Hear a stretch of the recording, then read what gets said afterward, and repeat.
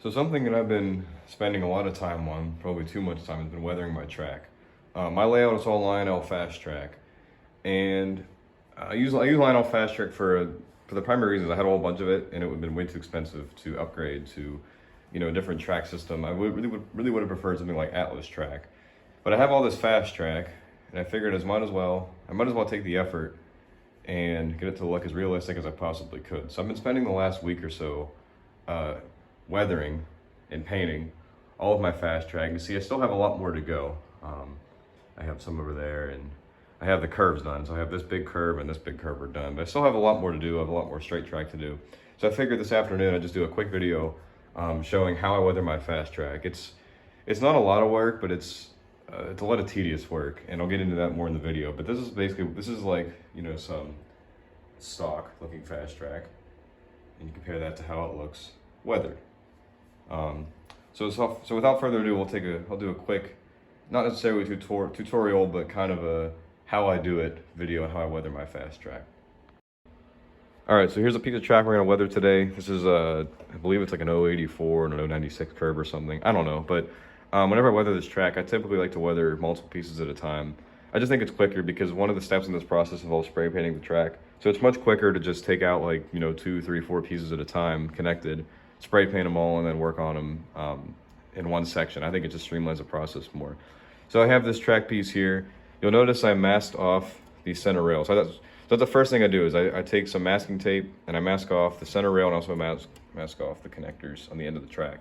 Now this is something that I kind of regret doing. I mask off the center rail because I was under the impression that leaving the rail like this clear solid color would look better. It wouldn't be quite as noticeable. And you can see here, here's what it looks like leaving the center rail clear. Now, the alternative to this is I spray paint the track black. So the alternative would have just been to just leave the center rail unmasked, just paint it black. But I was under the impression, as I did a lot of research and such, that it might be better to leave the center rail clear. The way I'm weathering this track, I don't really think it makes a difference. To me, it looks the same as it would have looked black versus leaving it clear. So, I mean, the downside of leaving it clear is you have to mask off the track, and it's not a lot of work, but it's just kind of tedious. So I think if I were to do this again, I wouldn't bother with masking off the center rail. I would just let it be and just paint it black or whatever. And I would have done that to start, but like I said, I weather in sections. So to start, I weathered like these where this engine's sitting. I weathered like these 4 pieces at once. I kept the center rail clear. And so at that point, and then just for the sake of consistency, I decided to mask off all the rail. I decided to bite the bullet. You only got to do it once. I don't really, hopefully don't have to weather any more track after this. So it is what it is. So I masked off the center rail. That was the first thing I did. And then I'll just go through a little bit of supply list here. So you will need some isopropyl rubbing alcohol. You'll need some flat black spray paint. This is Rust-Oleum. I think I bought this at Walmart or something. No specific brand or anything, just as long as it's flat black. Just make sure the color is right. I also have this little bit of apple barrel. This is khaki acrylic paint. This is just my choice. I use it to paint the ties, which it might seem like an odd, very bright color, but I'll get into why I choose this color in a minute. But I do use this tan color. I also use a little bit of weathering powder. I use rusty brown mixed with the rubbing alcohol. So you need the alcohol to mix with the weathering powder, and I just do it in this dish, and it's dried out here. But I mix the rubbing alcohol and the weathering powder, and that's how I paint the rails. And it really creates a good effect. I like it better than using a paint pen or paint or something. So rusty brown's a good color for weathering powder. These are AIM weathering powders made by Monroe Models. They're the best weather. I've used a couple different brands. I like the AIM powders the best. I think they stick the best. But if you mix them with the rubbing alcohol, it creates a really good effect on the rails. And then to finish off and just kind of give the rail a nice, a dark layer, you can see over there, I use a little bit of a grimy black weathering powder. And then to apply all this, I just use a couple beater brushes. These are just chunky old brushes that I've had. I use the finer ones for painting the ties and the rails, and then the bigger ones for applying the black weathering powder at the end. So without further ado, let's go outside and we will spray paint this track to get started. It's a cold, miserable, rainy day out here in western Pennsylvania, but it's just good enough. I mean, you see I have my nice professionally built paint stand or whatever, so I got my spray paint here. And I'm not going to do anything specific. I'm just going to go ahead and just real lightly I'm not trying to like paint the whole thing black. This paint's coming out. There we go. I'm almost out of paint in here, but it doesn't have to be perfect. I just want to get as much as I can on it. But it doesn't have to be perfect. I just want to get just like a basic coat of black over it. And I'm almost out of black spray paint. I'm really trying to pull out what I can with this. I really don't feel like going to Walmart and buying more, so I'm just going to use this until I absolutely can't anymore.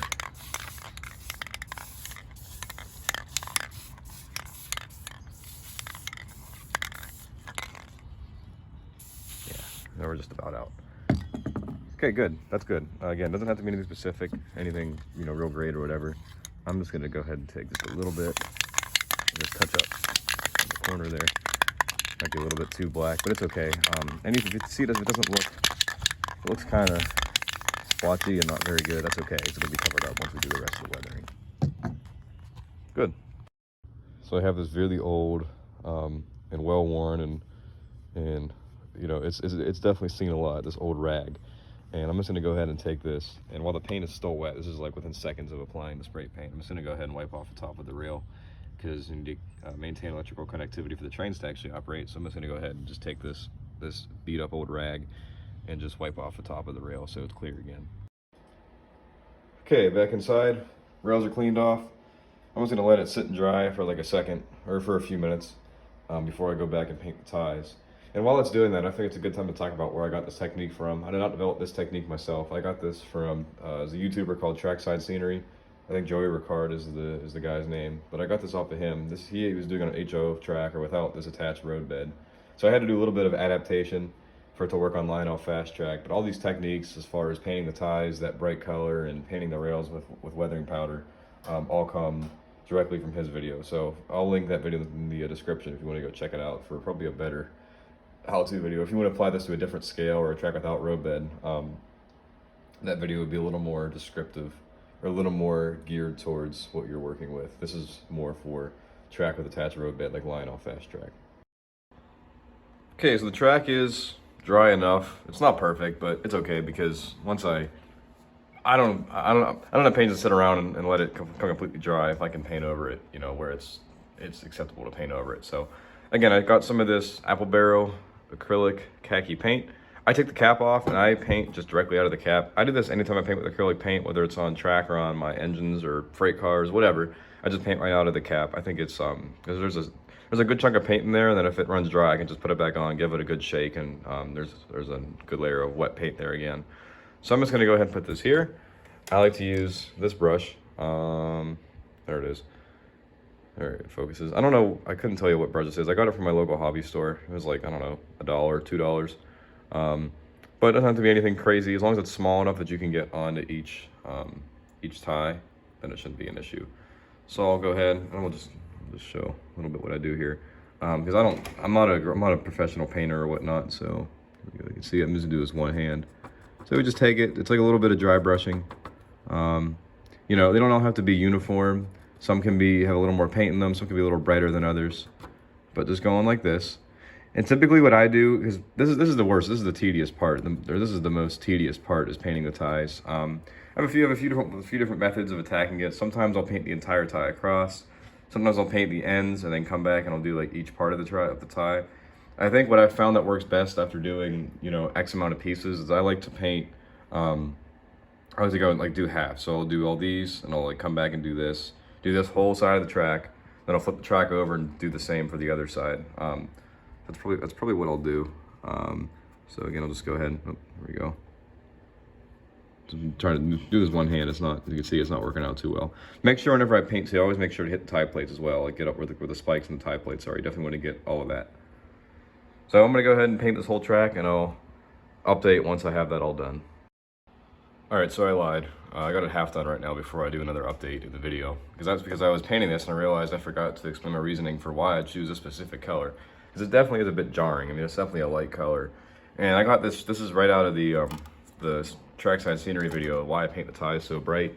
And that is because whenever I come back and do weathering powder to dull it down, the ties still like stand out. You know, I think if you didn't paint them at all and you put the black weathering powder over them, it would just look like black. And I want it to be, this test piece here, I want it to be dulled down, but I still want the ties to kind of pop a little bit. And you can see even on this piece, like over here, like it's some of the edges where the powder didn't quite hit, and you kind of get these lighter areas. It just creates, I think, just a little bit more depth, it's just more realism, because nothing in real life is a uniform color. So I think even though it's a tedious, very tedious effort, the results will be worth it. So I'm gonna go ahead and paint the other side, and then we'll go on to the next step, which is painting the rails. All right, ties are done. Looks a little odd, I think. You know, it's definitely very bright, especially if I put it out, you know, move it out of the light. It definitely looks a little bit strange. But honestly, I don't know, I kind of like it. I think just even in its current state, I think it just looks, I don't know. It doesn't look like Fastrack anymore, and I kind of like that. It definitely looks like its own thing. So now we're gonna go ahead and paint the rails. And I paint the rails in a rather unique way because I do not use any kind of paint. And again, I got this off of Joey Ricard. So I have this dish here, and there's a whole bunch of weathering powder. It kind of dried weathering powder in the bottom. So you saw I just pour a bunch of rubbing alcohol in here, and then I'll kind of wet it out. And the goal is to kind of make a paste. Now, I know some people, they'll have, oh yeah, you mix your 3 parts alcohol to 1 part weathering powder or whatnot. I don't do any of that. I just kind of mix it until I think it looks good. So I'm taking this other brush. This is a separate brush from what I was using for the tie painting. And you see it kind of creates like this paste. If that'll focus. Nope, it's not going to focus. Well, it creates this like paste. And I'm just going to go ahead and just kind of test it and see what works. So we'll see how this looks. Can we see it? There we go. If the camera will focus, there it goes. And I apologize, lighting isn't that great. So you can see here, it's a little bit watery. I want it to kind of be a little more of a cover, but you can see how that looks. Like, it's definitely a good, it's very bright. I mean, I think it looks really good. I like it because I think this is a better technique when compared to using something like paint pens, like a lot of people use, especially with Fastrack when they paint the rails.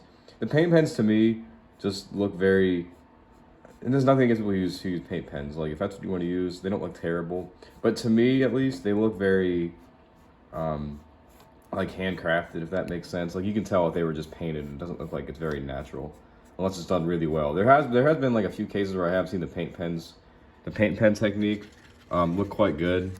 But I've seen more instances where the paint pens do not look good as compared to when they do. So this is a technique I've never really seen used before, aside from that trackside scenery video I've kept referencing.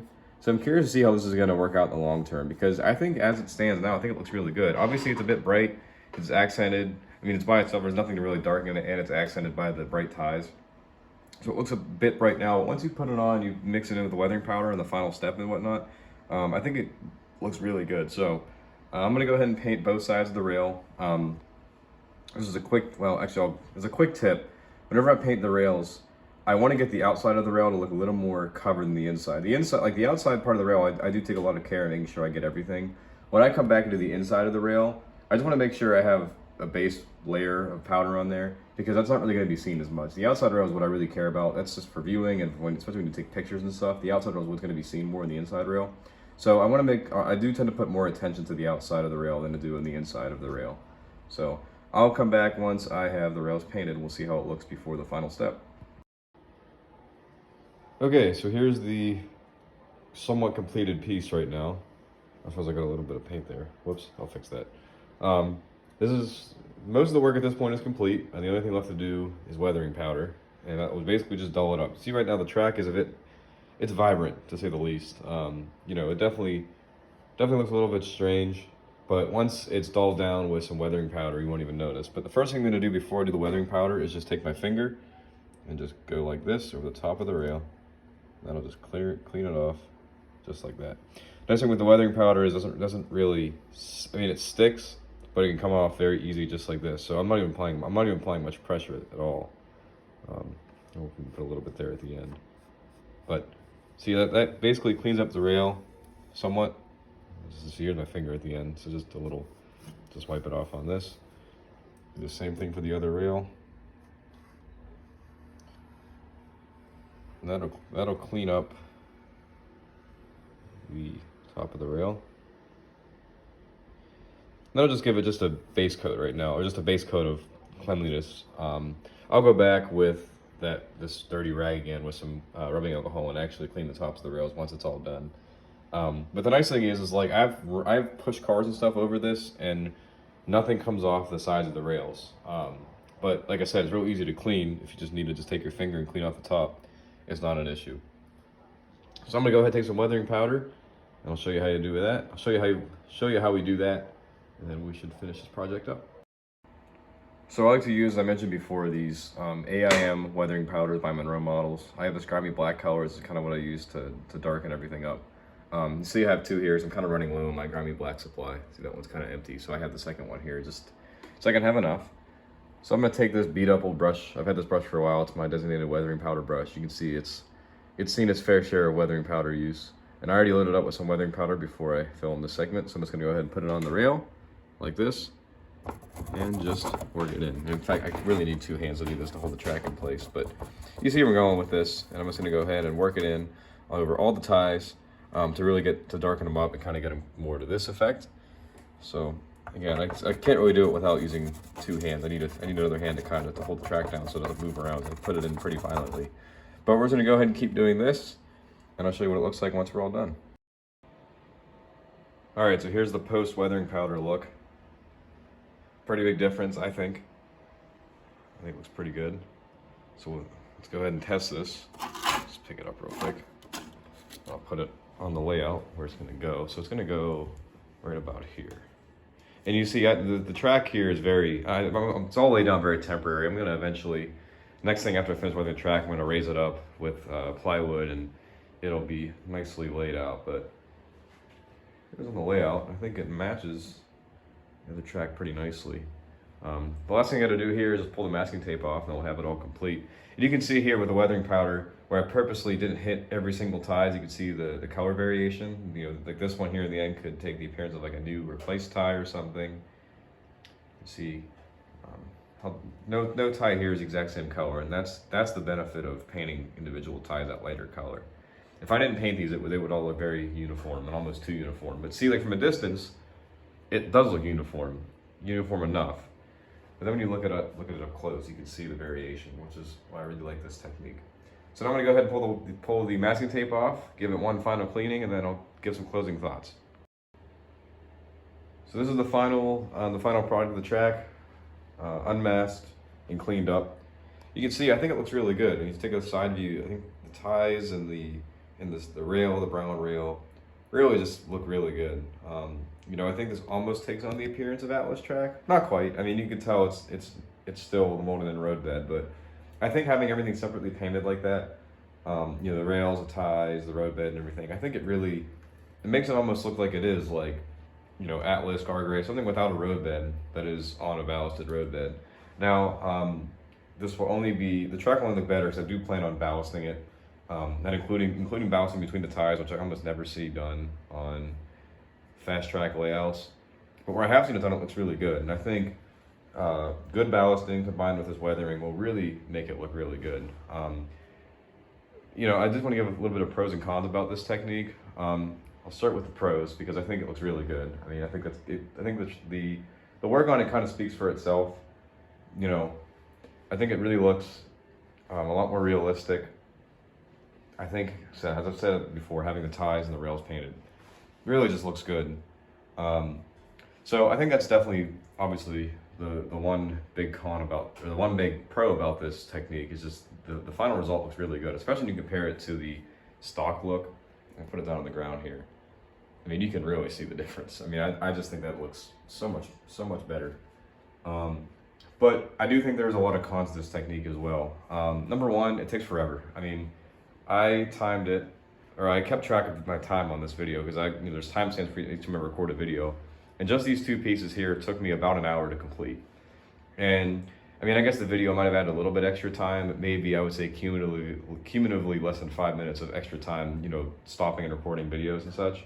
So this took me about an hour just to do two pieces. To get what I have done now, I did all this in about 3 days. Today is Tuesday, I spent pretty much all day on Sunday weathering track. I was able to get most of this done as well as most of that curve done as well. So it definitely takes forever. So if you're the kind of person who, when you build a layout, you like to have trains running as soon as possible. This technique is not for you because, as you can see, I still have a fair amount to do. At this point, I have probably over half the track done, which I think is pretty good for only like 3 days. But if you're the kind of person who likes to have trains running quickly, do not do this technique. It just takes too long. There's definitely other approaches to weathering fast track. It might not look quite as detailed as this, but if you still want weathered fast track and want trains running, I would implore you to look up some different techniques because there's probably definitely quicker ways of doing this. The other con I would say is this can only be done in the capacity I did it if the layout, or if the track is not on the layout. If it's already installed in the layout and you want to go back and do this technique, I think that would definitely be a lot harder. Just because of the spray painting involved and painting the ties and painting the rails. It's really best to have, like, especially in painting the rails, to hold the track in your hand and bring it closer to your face and just in a better place to do that kind of work. Because on the layout it'd be a lot more difficult. So I've had the luxury of, you know, not having a pre-weathering on my track before it was on the layout. So, you know, I think if you're up for the challenge and you have the means to do it, I would definitely recommend it because it definitely makes it look a lot better. You know, I've seen a lot of fast track layouts where I just think the layouts don't look as good because the fast track is nothing's done to the fast track, and it looks, you know, you have this beautiful scenery on this beautiful layout, but then you have like completely untouched fast track, and it just kind of kills the look a little bit. So I think, you know, to me it's worth it taking the extra steps to really make it look exceptionally good. Because I think once I have it, you know, super elevated and I have all the nice wide curves and stuff on the roadbed and such and ballasted, it's really going to look good. It's not going to look like fast track. So, you know, I'm okay waiting a while to have the trains running at the cost of, or at the benefit of having my track look like this. So, you know, I'm glad to make this video. I hope you learned something. I hope if you're into doing this technique, I hope you're willing to try it. I hope this video is helpful. I will obviously post some more as I begin to ballast and have the track up on the roadbed and get trains running. But for now, I'm gonna go finish the rest of the track I have to do. Thanks for watching, and I'll see you next time.